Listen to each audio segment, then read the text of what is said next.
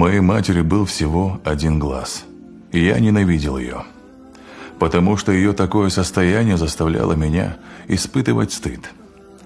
Для того, чтобы зарабатывать кусок хлеба для семьи, она работала в школе поварихой. В один день, когда я учился в начальной школе, мать пришла ко мне, чтобы навестить меня. Пол ушел из-под моих ног. Как она могла сделать это? Мне стало так стыдно. Я сделал вид, что я не вижу ее. Я посмотрел на нее с ненавистью и убежал оттуда.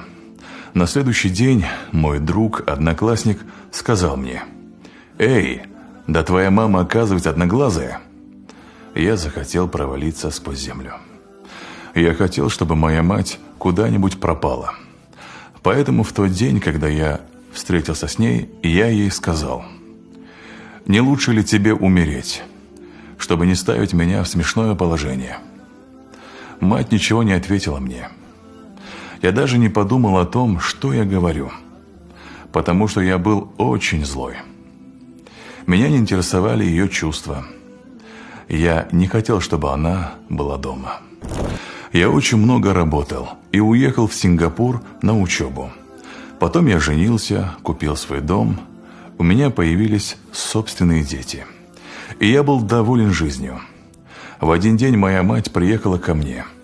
Столько лет она не видела меня и не знала своих внуков.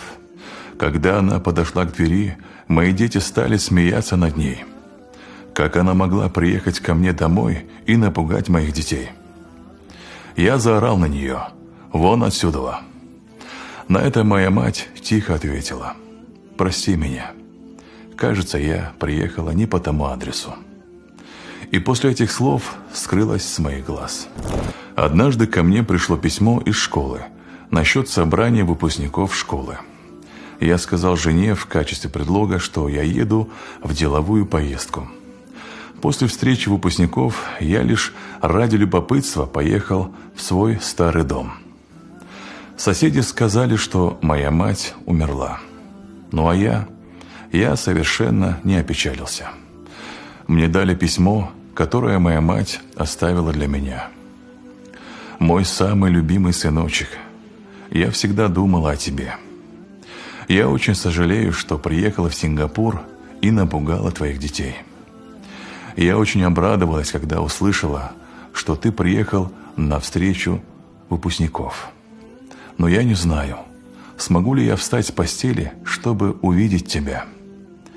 Я очень сожалею, что тебе, когда ты рос, было постоянно стыдно из-за меня.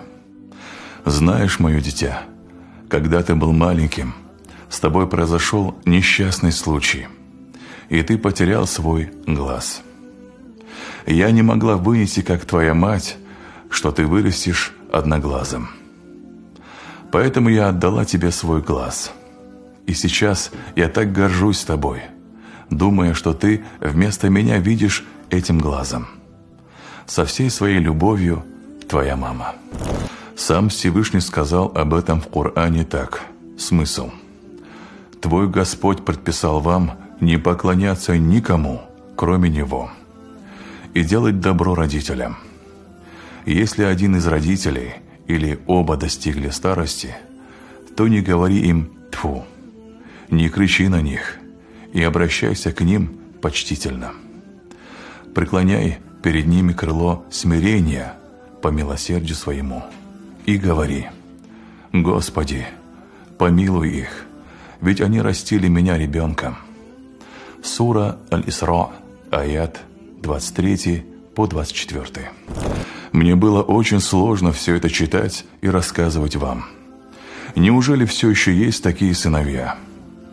У меня до сих пор ком в горле, и грудь сжимается от всего услышанного.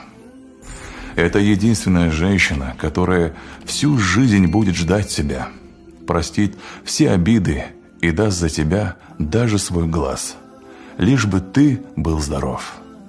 Так берегите же своих мам.